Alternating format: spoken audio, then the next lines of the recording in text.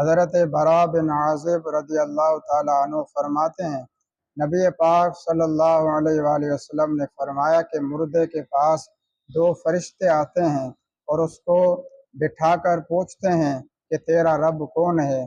تو وہ مردہ کہتا ہے میرا رب اللہ تبارک و تعالی ہے۔ تو فرشتے کہتے ہیں تیرا دین کیا ہے؟ وہ کہتا ہے میرا دین دین اسلام ہے۔ پھر فرشتے پوچھتے ہیں کون ہے جو تم میں مبعوث فرمائے گئے تھے؟ تو وہ مردہ کہتا ہے کہ وہ رسول اللہ صلی اللہ علیہ وسلم کی ذات مبارکہ ہے۔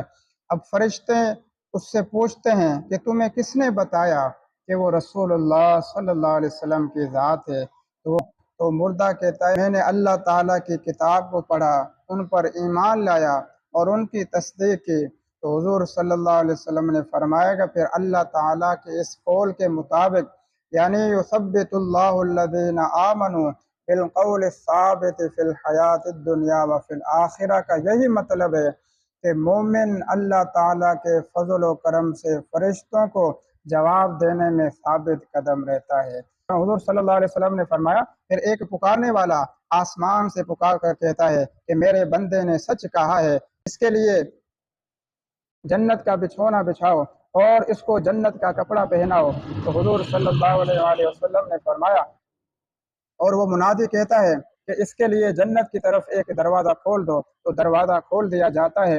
حضور صلی اللہ علیہ وسلم نے فرمایا تو اس کے پاس جنت کی ہوا اور خوشبو آتی ہے اور حد نگاہ تک اس کی قبر کشادہ کر دی جاتی ہے۔ یہ حال ہے مومن کا۔ اب رہ گیا کافر، حضور صلی اللہ علیہ وسلم نے اس کی موت کا بھی ذکر کیا اور فرمایا کہ حضور نے فرمایا کہ کافر کی روح اس کے جسم میں واپس کی جاتی ہے اور اس کے پاس دو فرشتے آتے ہیں اور اسے بٹھا کر پوچھتے ہیں کہ تیرا رب کون ہے؟ تو وہ کافر مردہ کہتا ہے کہ میں نہیں جانتا۔ پھر فرشتے پوچھتے ہیں تیرا دین کیا ہے؟ وہ کہتا ہے میں نہیں جانتا۔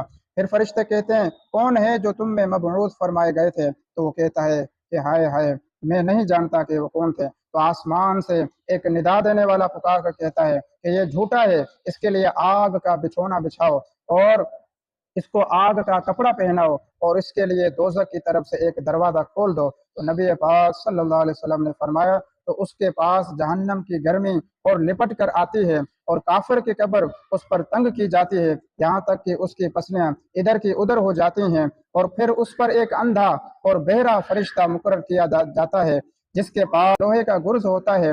اگر اس کو پہاڑ پر مارا جائے تو وہ مٹی مٹی ہو جائے گا، ریزہ ریزہ ہو جائے گا۔